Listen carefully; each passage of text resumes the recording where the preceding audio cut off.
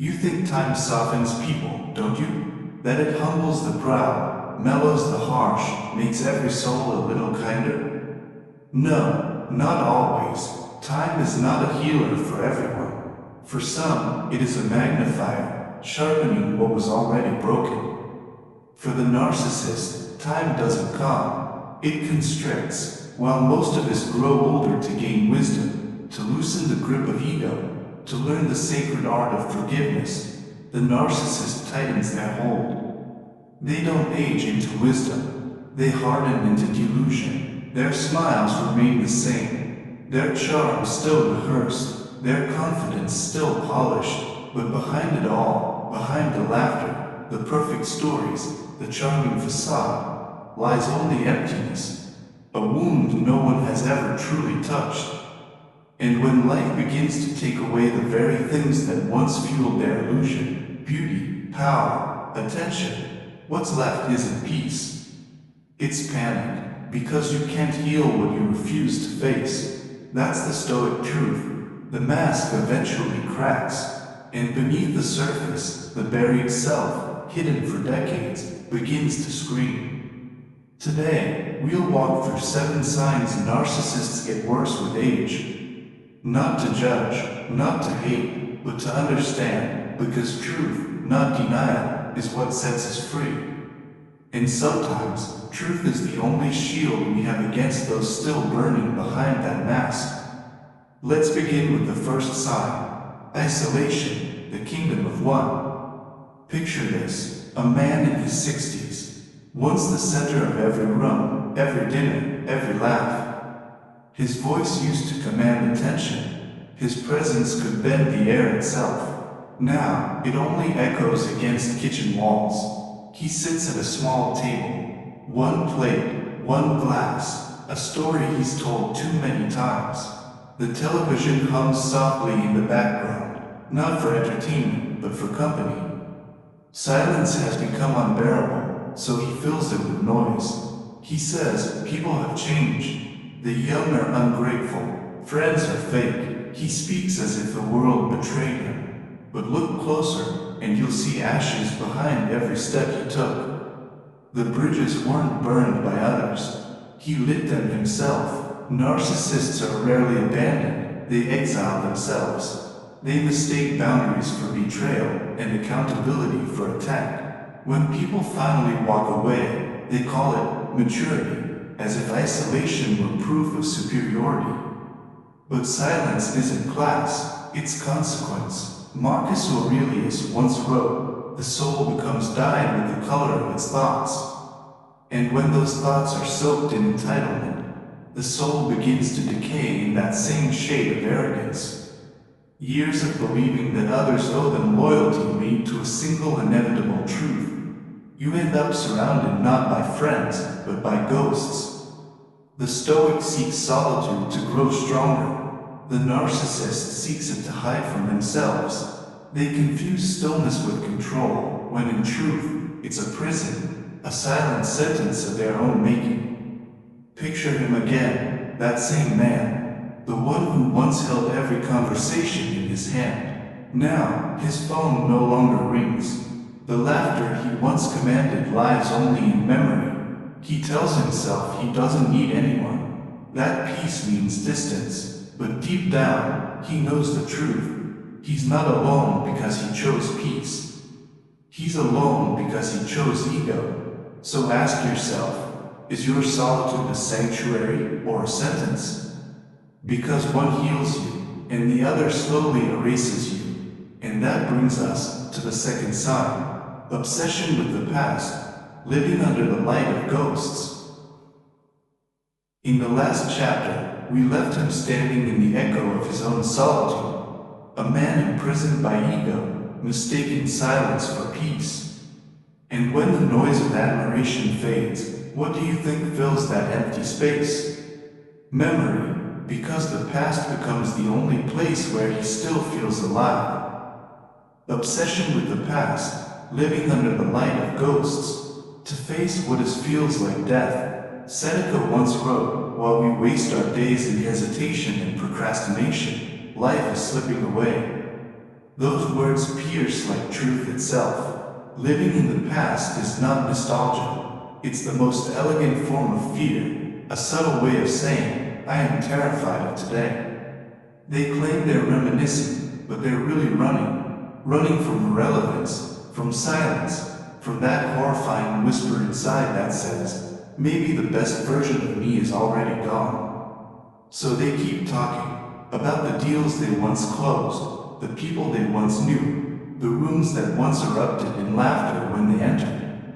But no one listens anymore, not because the stories are old, but because they've become hollow, echoes reverberating in an empty hall. And when they realize the past no longer protects them, they panic. The mask, that mask of success and charm, begins to fracture. The nostalgia turns desperate, because the story that once glorified them now exposes them. The stoic faces the present, no matter how brutal, because truth, however harsh, is freedom. But the narcissist, he clings to the corpse of yesterday, mistaking its fading glow for life. So here's the question that stands before every soul afraid to change. When the spotlight fades, when applause turns to silence, will you keep performing for ghosts, or will you finally step off the stage and start living again? 3.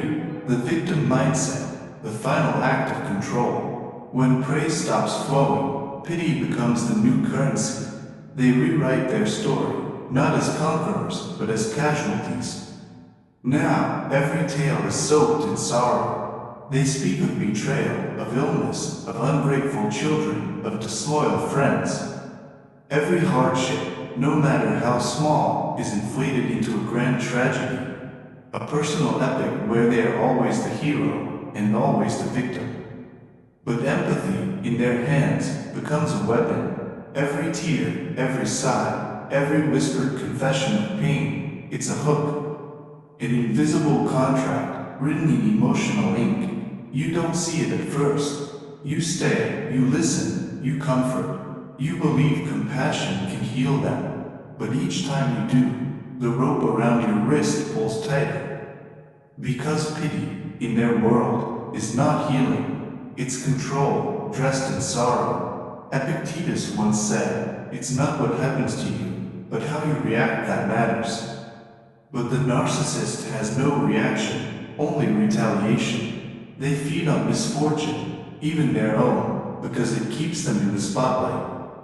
They'll never admit fault, because blame is the cheapest form of survival. In self-pity, it's the most intoxicating form of power. You'll hear them say, I gave everything, and look how I was treated. It sounds noble, it sounds tragic, but beneath that performance lies something darker, a refusal to grow, to accept, to be accountable. They've discovered a dangerous truth. Pain attracts attention, and attention feels like love, so they keep bleeding in public, not to heal, but to be seen. To be pitied, because being a victim means never having to change, and here lies the tragedy. They believe their suffering makes them special, but in truth, it only makes them hollow. Every story of injustice becomes another wall, a wall that keeps them safe, but also keeps them alone. Look closely. When pain becomes performance, when every wound becomes a stage, you're not witnessing suffering anymore. You're watching the last act of control. And once you see it, you can never unsee it. Because when charm expires, control takes the throne. When they were young, they opened doors with compliments. Now they keep those doors locked with threats. Charm has faded, replaced by silence that punishes, sarcasm that cuts, and eyes that accuse. They no longer persuade, they coerce. They no longer request, they command. And here lies the cruel irony. The more they try to control, the more everything slips away. Picture the scene. A father at the dinner table, once admired, once loved. He used to make everyone laugh. Now, the table is quiet. His children nod without speaking. His wife avoids his gaze. No one argues anymore, not because they agree, but because they've surrendered. They've learned that peace only exists when they disappear.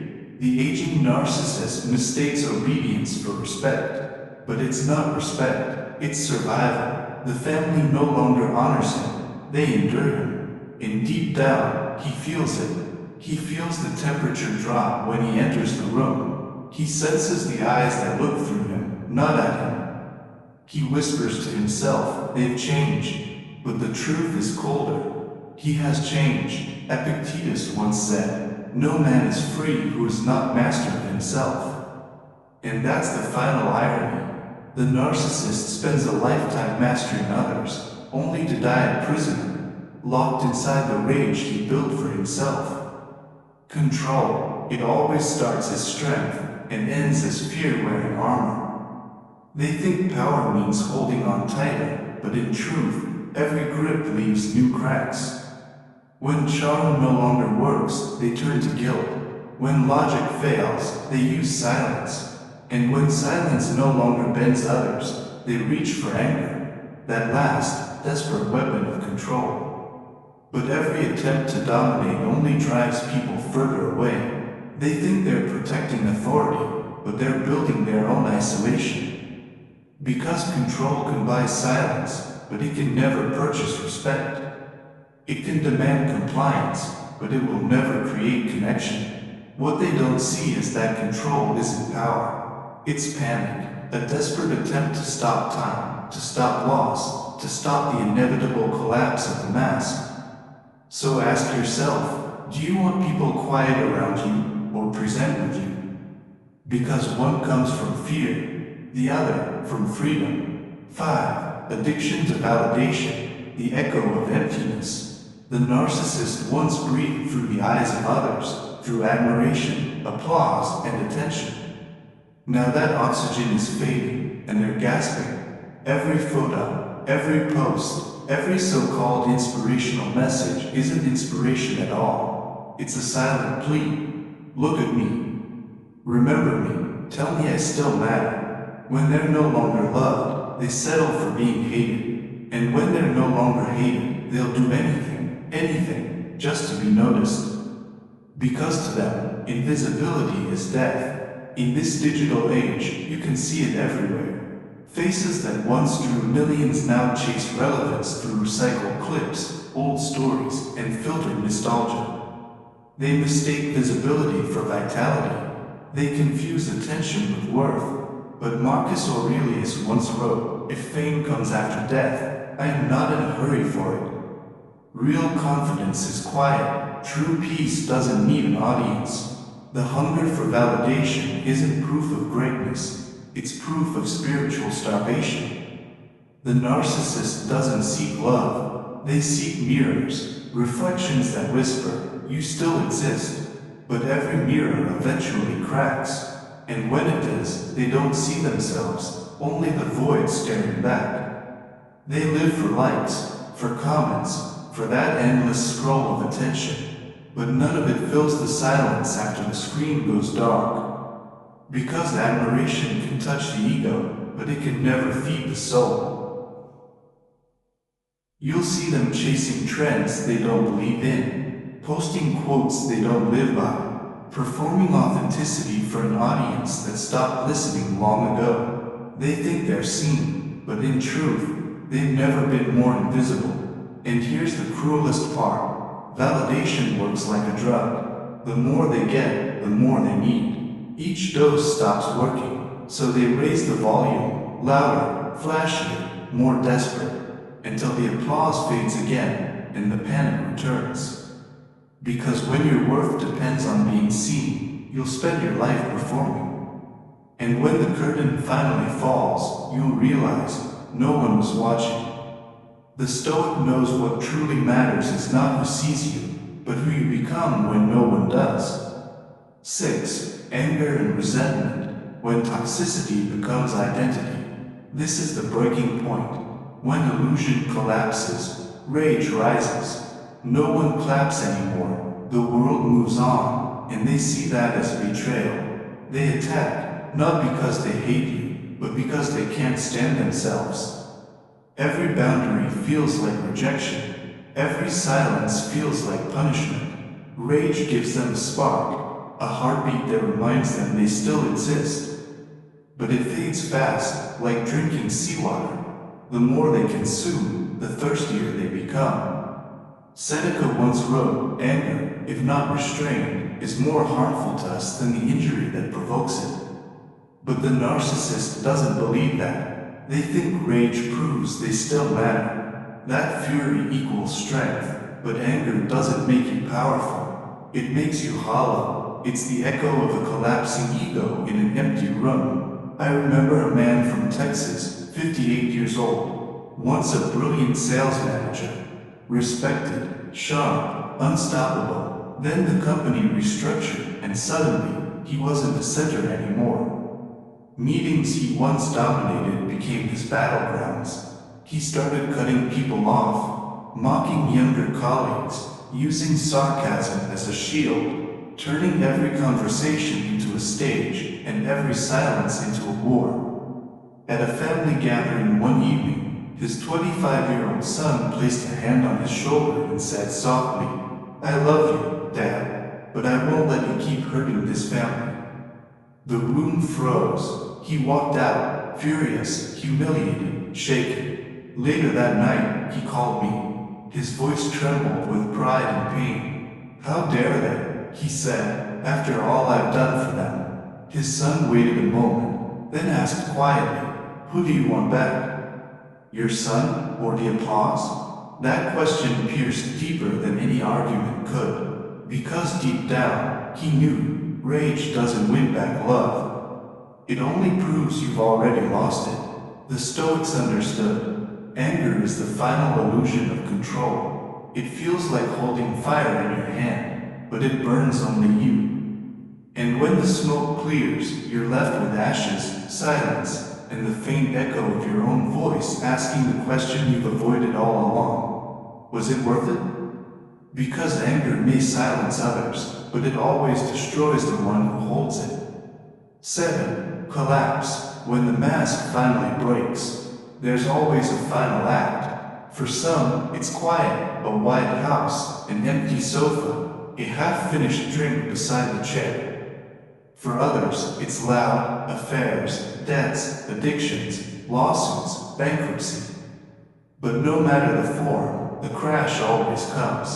Because everything they built, the image, the story, the empire of perception, was built on sand. And when the wind blows, it all scatters. When the storm ends, truth stands naked. They finally see. They live for the gaze of others, and they die when that gaze disappears. Marcus Aurelius once wrote, "The obstacle is the way. Collapse is not the end, it is the door, if you have the courage to walk through." I once knew a man named Frank, 63 years old, owner of 3 thriving stores, respected, admired, proud. Then came the divorce, and everything he thought defined him began to slip. He plunged into nightlife, chasing the illusion that he still had it. Maxed out credit cards, fading friendships, a daughter who stopped answering his calls. One night, in an empty parking lot, Frank finally broke. He cried, truly cried, for the first time in years. He told me he'd spent 40 years chasing 2 words, "Be proud." But he'd been asking for it from the wrong people, from strangers. The next morning, he called his daughter. No excuses, no promises, just 6 words. "I'm sorry. I need help." And her voice, soft, trembling, replied, "I'll walk with you. But you have to be real." So he started again, small and slow, paying off 1 bill at a time, joining a support group, walking every morning, learning to say, "Thank you," instead of, "Watch me." 2 years later, he stood taller, not famous, not admired, just real. Collapse is not punishment. It's an earthquake that shakes everything falls loose. And if even a single fragment of honesty survives, that's enough. Enough to rebuild, enough to be reborn. Because the fall doesn't destroy you, It simply removes everything that isn't you. Conclusion: the Stoic path to healing. Narcissists don't decay because of age. They decay because of avoidance. Avoidance of truth, avoidance of humility, avoidance of the mirror. But Stoicism offers 3 scalpels: sharp, honest, and uncompromising. First, self-awareness, to face the places where we lie to ourselves. Second, emotional discipline, to respond with values, not reflexes. Third, acceptance of reality, to stop controlling others and begin mastering ourselves. Marcus Aurelius said, "If fame comes after death, I am not in a hurry for it." Epictetus reminded us, "No man is free who is not master of himself." And Seneca warned, "Anger, if not restrained, is more harmful to us than the injury that provokes it." If you saw yourself in these 7 signs, don't despair. Decay isn't destiny, it's a warning. The mask must fall for the soul to breathe again. Here's your Stoic reflection challenge. Tonight, before you turn off the lights, ask yourself, if tomorrow the applause stopped, who would I be? And if that question leaves you silent, then you've just found a place to begin. If this message resonated with you, don't stop at understanding. Take action. Write a small note. I don't need applause to live authentically. Keep it in your wallet. Every time you want to boast, read it. Every time you want to control, breathe. Every time you want to explode, wait 24 hours. Because freedom never comes from mastering others. It comes from liberating yourself. And if you're walking this path with me, welcome. You're already becoming stronger. We'll meet again in the next reflection. Here on the Light of a Growth Mindset, where we don't chase noise, we stand firm in stillness. Comment below. I choose truth over applause. Subscribe for more Stoic reflections and timeless wisdom.